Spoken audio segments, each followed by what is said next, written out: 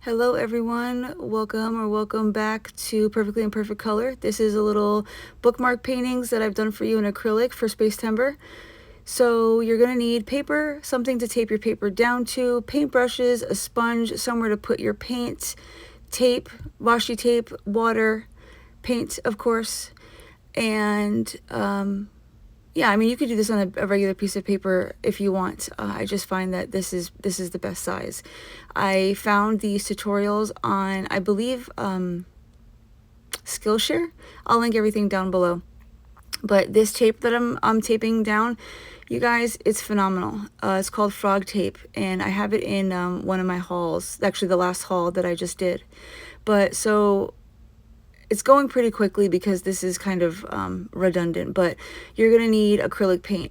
You're going to need black, a couple shades of purple, and I didn't have a peach, so I kind of made one on my own. You can see here that I'm mixing matte and metallic. These are the folk art color shifts, and I'm actually mixing it in with the matte because I kind of wanted more of a metallic look to my painting. Looking back on it, I don't think it really mattered. So if all you have is matte or all you have is metallic, it doesn't really matter. I think it's going to look great either way. So I'm doing the white here, and I added some of this like white, it's basically essentially like a clear metallic almost, and then I added metallic pink to the white to kind of make a peach. What I just did right there was I added some Winsor & Newton blending medium because I knew that I wanted more time to blend out my acrylic paint because acrylic paint dries really quickly. You want to wet your sponge, and you don't want it completely saturated. You see me drying it off there. You want it a little moist, but you don't want it completely dry, but you don't want it saturated with water either. So I'm putting the black on, followed by the darkest purple, and then I'm going to start blending it out with the corner of the sponge. Now I'm using corners because I want to keep the darker colors separate from the lights. I put the paint on one by one, or like I showed here, I've got the darker colors, and then instead of putting it all on at once, because acrylic does dry quickly, and I kind of wanted just to work in sections. Now, if you only have a brush, you can do the same thing. In the next painting that I'm going to show you, I show you with a brush in case you don't have a sponge. Now, this is just a sponge that I grabbed from a watercolor palette, like a cheap watercolor palette that I've gotten that comes with these sponges. But if it's a regular dish sponge that you have, anything really, it doesn't really matter. It all works the same.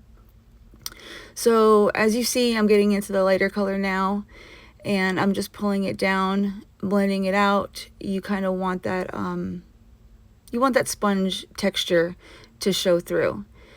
And just darkening up the top a little bit. You're just going to mess with the colors to what you see fit.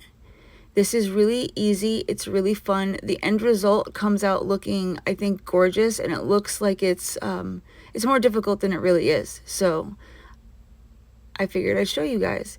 Right here, I'm going into that peachy pink ish kind of color and blending it out. You're going to want to take more time with this because obviously this is a big jump from color from it's a relatively dark purple into a really light color. Now, what I just did right there, I used some of that the remnants of the lighter color on the sponge, and I right there I did it again.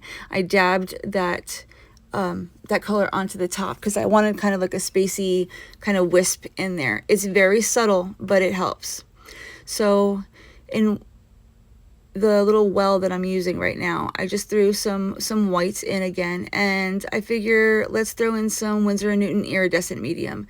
Looking back, I probably would keep that out because it just thinned it out a lot to where I end up going back with a second coat of just regular white paint mixed with water. Right now you see me, you don't see the water, but I'm dipping that fan brush into water and putting it into that little well. So now I'm just covering up my desk. I've got like a little shelf on that's built into the desk, and I've got paint everywhere. So I'm trying to just block off my pencils that are up there. Now I'm using a fan brush. This is the first time that I tried using a fan brush for doing this, and I didn't really care for it. So I switch over to a flat brush, and I'm trying to to use like this to drumstick it, I call it, and I end up giving up and I just use my finger. I'm adding more white to the mix because it just wasn't opaque enough. And that's where I said that Winsor & Newton probably wasn't a good idea. It's fairly transparent anyway. It's meant to go on into watercolor, so makes sense. But it is a fun medium to have. So here I am taking the black and I'm drawing a mountain down the side. You want to take it from one side horizontally down. Does not have to be perfect. It can be straight, it can be bumpy. It doesn't really matter. And then I start drawing trees. I have a difficult time with trees. For some reason, it's kind of like when I was younger with Bob Ross. I would look at these Bob Ross pictures or paintings, and he makes it look so freaking easy, does he not? Well, I try to draw my happy little trees, and I was not happy with them. So you'll see me kind of mess around a little bit and try to fix them. You think that just drawing a line and swooshes on either side is gonna be easy, and it's not, at least not for me. So I end up going over this in a second, and here I go.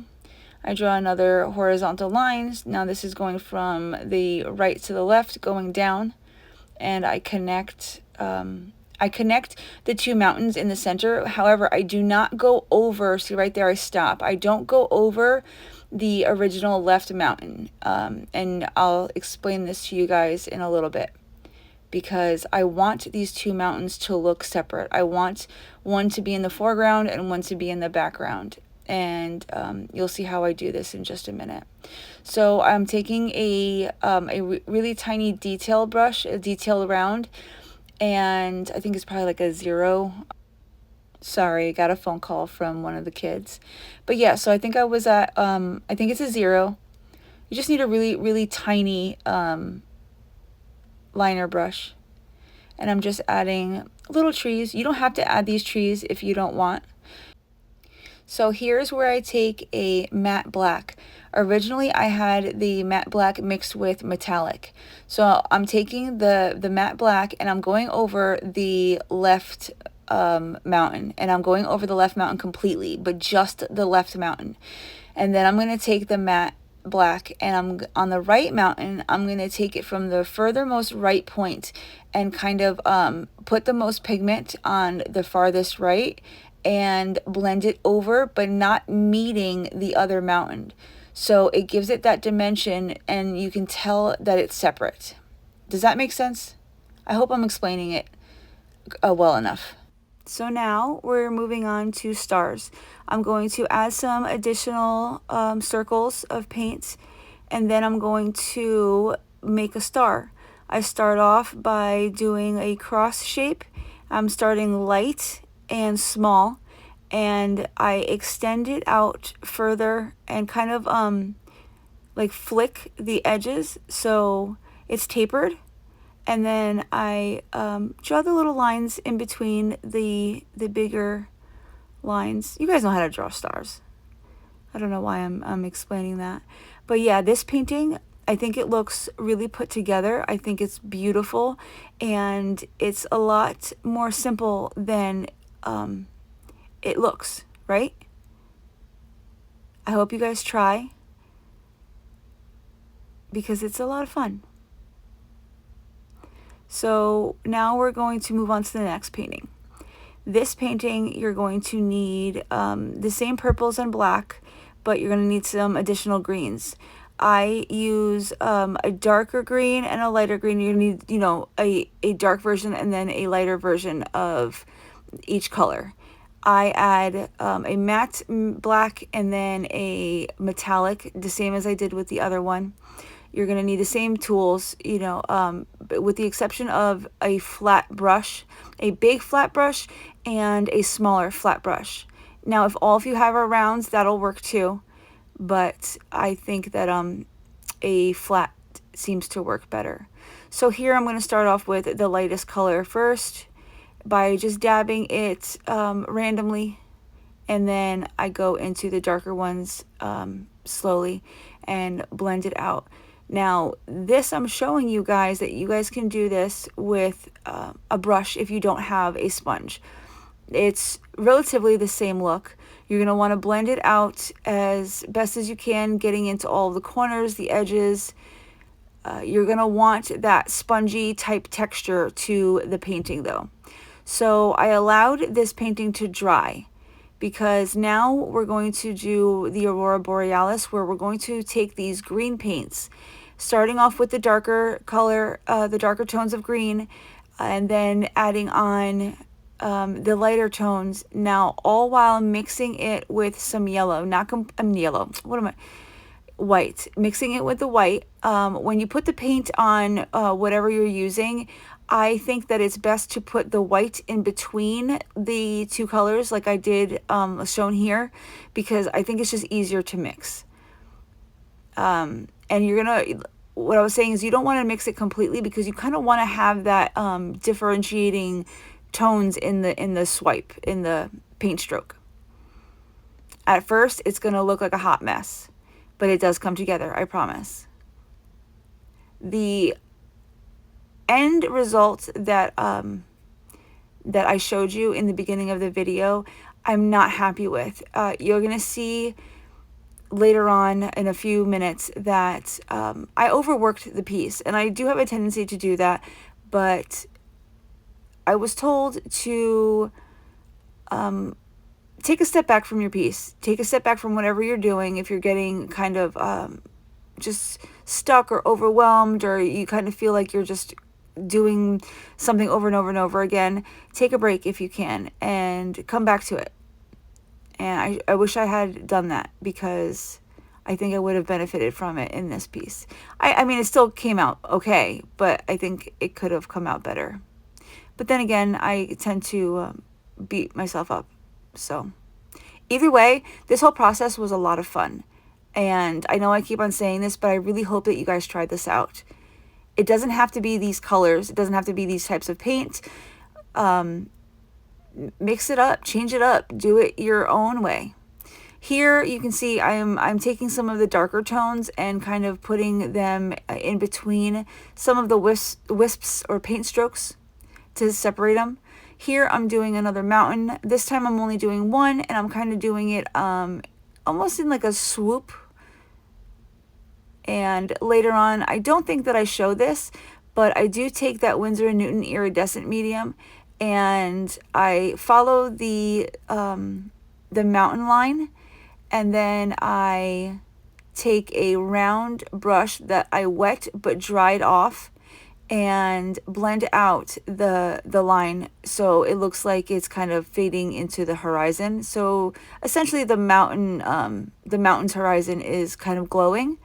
It's very subtle, but I think it looks kind of cool. I think I'm adding more of the dark, I'm adding some more purple and trying to separate some of the bigger patches of Aurora that I have done. And you're going to see me going back and forth with this. You're going to have to do this with this piece. It's gonna go through its ugly phase for some time. But like I said before, if you're kind of getting discouraged or frustrated, put it down and come back to it. Now I'm going to take some white and some water. That's just a little squirt bottle that I have. And I'm adding it to, there you go, you can see it again. I add it to the white, and I'm going to flick some stars onto the painting. I believe I may have added iridescent to that one as well, or at least the metallic white, so it ends up coming up pretty transparent. So you see me adding some bigger stars just by little circles, you know, dots with the paintbrush. And now I'm adding the bigger stars. These stars I did far too big in my opinion. I don't know what I don't know, but I mean, it's not too bad, but I just wish I had done them a little smaller. And I continue adding a couple more. In a few seconds, you're going to see that I go over them with the metallic pan pastel. It's very quick. I sped it up really quickly, so I'm going to start talking about it now. But I just take the pan pastel and kind of run it over the stars to try to kind of blend them into the Aurora, because I think that they were just too much of like an eyesore. It was kind of taking away from the main element of the piece, which should have been the Auroras. So you can take, you know, whatever mediums that you guys have, whatever supplies you guys have, and I would love to see the way that you guys interpret this. Like I said before, I'll have everything linked down below, all of the resources and where I got these ideas from and inspiration from. I can't wait to see everybody's Space Timber stuff. I wish that I had gotten this out to you guys sooner, but, you know, stuff happens. You see me here kind of just trying to figure out what I can do to make it look a little bit better. Now, mind you, when you take off the tape on the sides, it makes a huge difference. You're going to get those clean, crisp lines, and it just kind of overall gives a finished look to the piece.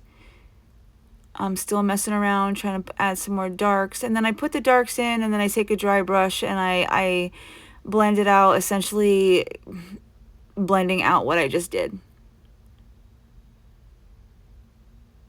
There's a better shot where you can see I'm kind of putting in the darker tones of the background back in, kind of separating the auroras. And right about here is where I wish I would have left it. But you live and learn, right? You got to go through these trials and tribulations when you're creating to figure it out. Yeah, see?